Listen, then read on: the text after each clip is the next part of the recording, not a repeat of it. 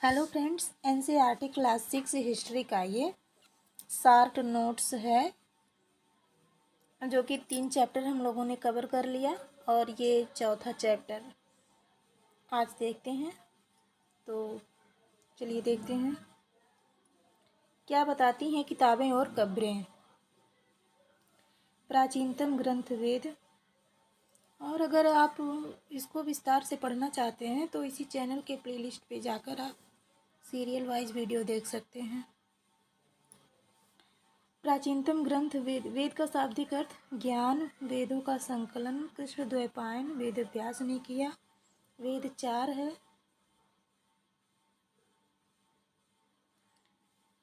वेद का शाब्दिक अर्थ ज्ञान। ठीक है। वेद का संकलन कृष्ण द्वैपायन वेद व्यास ने किया। वेद 4 हैं। ऋग्वेद, सामवेद, यजुर्वेद, अथर्ववेद।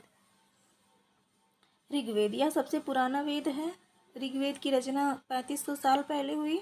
ऋग्वेद में 1000 से ज़्यादा प्रार्थनाएं हैं जिन्हें सूक्त कहा गया है। इसमें 10 मंडल, 1028 सूक्त, 10,600 मंत्र हैं। ऋग्वेद की भाषा प्राकृत संस्कृत या वैदिक संस्कृत है। इसमें 3 देवता महत्वपूर्ण हैं, अग्नि, इंद्र और सोम। पौधा भूर्ज वृक्ष। 150 वर्ष पहले ऋग्वेद भूर्ज वृक्ष की छाल पर लिखा गया। यह पांडुलिपि पुणे, महाराष्ट्र के एक पुस्तकालय में सुरक्षित है। प्रार्थनाएं। ऋग्वेद में मवेशियों, खासकर पुत्रों और घोड़ों की प्राप्ति, रथ खींचने, लड़ाइयाँ के लिए अनेक प्रार्थनाएं हैं। ऋग्वेद में अनेक नदियों का जिक्र है जैसे व्यास, सतलुज, सरस्वती, सिंधु तथा गंगा। यमुना का बस एक बार जिक्र मिलता है।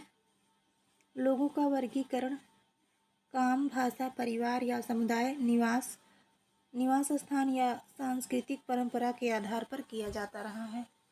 लोगों के लिए शब्द। लोगों का वर्गीकरण काम, भाषा, परिवार या समुदाय, निवास स्थान या संस्कृत परंपरा के आधार पर किया जाता रहा है। काम के आधार पर ऐसे 2 समूह थे समाज में। पुरोहित, जिन्हें कभी कभी ब्राह्मण कहा जाता था, यह यज्ञ व अनुष्ठान कार्य करते थे। राजा, यह आधुनिक समय जैसे नहीं थे। ये ना महल में रहते थे, ना राजधानियों में, ना ही सेना रखते, ना कर वसूलते और उनकी मृत्यु के बाद उनका बेटा अपने आप शासक नहीं बनता था। जनता व पूरे समाज के लिए। जन इसका प्रयोग आज भी होता है। दूसरा शब्द या विश्व जिसका वैश्य शब्द निकला है। जिन लोगों ने प्रार्थनाओं की रचना की वे खुद को आर्य कहते थे व विरोधियों को दास या दस्यु कहते थे।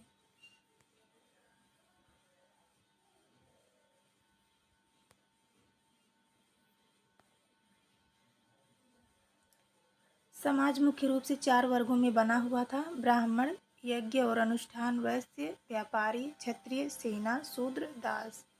महापाषाण 3000 साल पहले शुरू हुई। ये शिलाखंड है। महापाषाण, महा यानी बड़ा, पाषाण यानी पत्थर। ये पत्थर दफन करने की जगह पर लोगों द्वारा बड़े करीने से लगाए गए थे। यह प्रथा दक्कन, दक्षिण भारत, उत्तर पूर्वी भारत और कश्मीर में प्रचलित थी। मृतकों के साथ लोहे के औजार, हथियार, पत्थर, सोने के गहने, घोड़े के कंकाल। महापाषाण काल 3000 साल पहले लोहे का प्रयोग आरंभ हो गया। इनाम गांव 3600 से 2700 साल पहले भीमा की सहायक नदी घोड़ के किनारे एक जगह है। यहाँ वयस्क लोगों को प्रायः गड्ढे में सीधा लिटाकर दफनाया जाता था। उनका सिर उत्तर की ओर होता था। कई बार उन्हें घर के अंदर ही दफनाया जाता था। खाना खाने और पानी पीने का बर्तन शव के पास रख दिए जाते थे। इनाम गांव में पुरातत्वविदों को गेहूँ, चावल, दाल, बाजरा, मटर और तिल के बीज मिले हैं। जानवरों की हड्डियां मिली। गाय, बैल, भैंस, बकरी, भेड़, कुत्ता, घोड़ा, हिरण, सूअर, चिड़िया, कछुआ, केकड़ा और मछली की हड्डियां भी पाई गई हैं।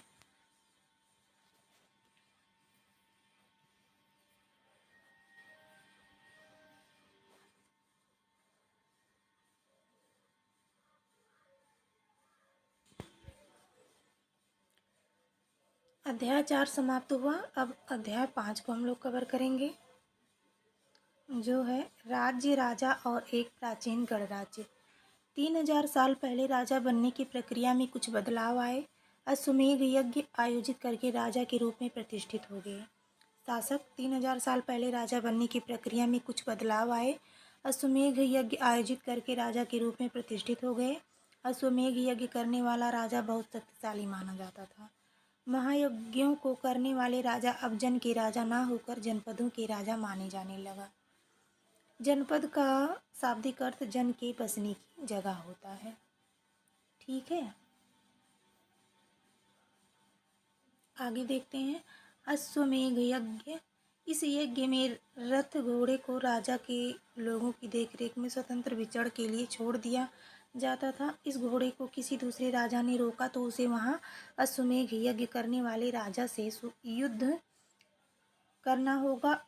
अगर उसे जाने दिया तो अश्वमेध यज्ञ वाला राजा अधिक शक्तिशाली है।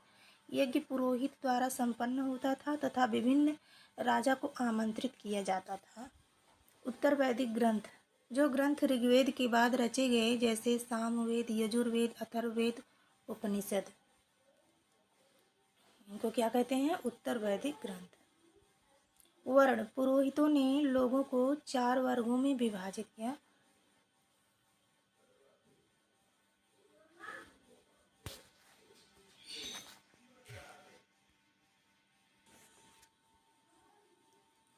ब्राह्मण, क्षत्रिय, वैश्य, शूद्र। ब्राह्मण वेदों का अध्ययन, अध्यापन और यज्ञ करना। क्षत्रिय युद्ध करना और लोगों की रक्षा करना। वैश्य कृषक, पशुपालक और व्यापारी। शूद्र तीनों वर्णों की सेवा करना।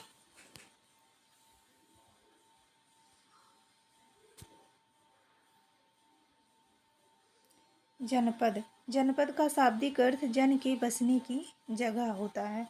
महायज्ञों को करने वाला राजा अब जन के राजा ना होकर जनपदों के राजा माने जाने लगे। इनमें लोग झोपड़ियों में रहते थे और मवेशी तथा जानवरों को पालते थे।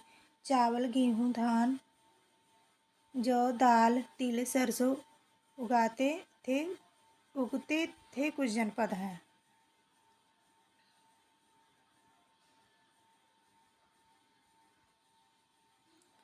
वे कौन कौन से जनपद हैं? दिल्ली, उत्तर प्रदेश एटा। दिल्ली पुराना किला, उत्तर प्रदेश हस्तिनापुर, एटा अतरंजी खेड़ा। महाजनपद। 2500 साल पहले कुछ जनपद अधिक महत्वपूर्ण हो गए। इन्हें महाजनपद कहा जाने लगा। अधिकतर महाजनपदों की एक राजधानी होती थी। कई राजधानियों में किलेबंदी की गई थी, अर्थात इनके चारों ओर विशाल, ऊंची और प्रभावशाली दीवार खड़ी कर अपनी समृद्ध और शक्ति का प्रदर्शन भी करते थे। इस तरह क्षेत्रों पर नियंत्रण रखना भी सरल हो गया। कर। महाजनपदों के राजा विशाल किले बनवाते थे और बड़ी सेना रखते थे, इसलिए अब नियमित रूप से कर वसूलने लगे। अधिकांश लोग कृषक ही थे। प्रायः फसल का उपज 1/6 हिस्सा कर लेते थे। कारीगरों के ऊपर भी कर लगाए गए। श्रमिकों को राजा के लिए महीने में 1 दिन काम करना पड़ता था। पशुपालक जानवरों या उनके उत्पाद के रूप में कर देना पड़ता था। व्यापारियों सामान खरीदने बेचने पर भी कर देना पड़ता था। आखेटकों जंगल से प्राप्त वस्तुएं देनी होती थी। इन सबका यही काम था। कृषि में परिवर्तन। इस युग में कृषि के क्षेत्र में 2 बड़े परिवर्तन आए। हल के फाल अब लोहे के बनने लगे, जिससे अब कठोर जमीन को आसानी से जोता जा सकता था। इससे फसलों की उपज बढ़ गई। लोगों ने धान के पौधों का रोपण शुरू किया, जिससे अब पहले की तुलना में बहुत पौधे जीवित रह जाते थे। इसीलिए पैदावार भी ज़्यादा होने लगी। सूक्ष्म निरीक्षण। अब मगध। लगभग 200 सालों के भीतर मगध सबसे महत्वपूर्ण जनपद बन गया। गंगा और सोन जैसी नदियां मगध से होकर बहती थीं। मगध का एक हिस्सा जंगलों से भरा था। इन जंगलों में रहने वाले हाथियों को पकड़कर उन्हें प्रशिक्षित कर सेना के काम में लगाया जाता था। मगध। बिंबिसार मगध का शक्तिशाली शासक था। अजातशत्रु राजगृह में स्तूप का निर्माण करवाया। महापद्मनंद एक और महत्वपूर्ण शासक थे। महापद्मनंद। उन्होंने अपने नियंत्रण का क्षेत्र इस उपमहाद्वीप के उत्तर पश्चिमी भाग तक फैला लिया था। बिहार में राजगृह, आधुनिक राजगीर कई सालों तक मगध की राजधानी बनी रही और बाद में पाटलिपुत्र, आज का पटना, को राजधानी बनाया गया। इसकी राजधानी वैशाली थी। यह मगध के समीप था। यहाँ शासन व्यवस्था गढ़ संघ थे। इन गढ़ या संघ में कई शासक होते थे। कभी कभी लोग एक साथ शासन करते थे। वे सभी राजा होते थे। 2300 साल पहले मैसिडोनिया का राजा सिकंदर विश्व विजय करना चाहता था। वह मिस्र और पश्चिमी एशिया के कुछ राज्यों को जीतता हुआ भारतीय उपमहाद्वीप में ब्यास नदी के किनारे तक पहुंच गया। जब उसने मगध की ओर कूच करना चाहा तो उसके सिपाहियों ने इनकार कर दिया। वे इस बात से भयभीत थे कि भारत के शासकों के पास पैदल रथ, हाथियों की बहुत बड़ी सेना थी।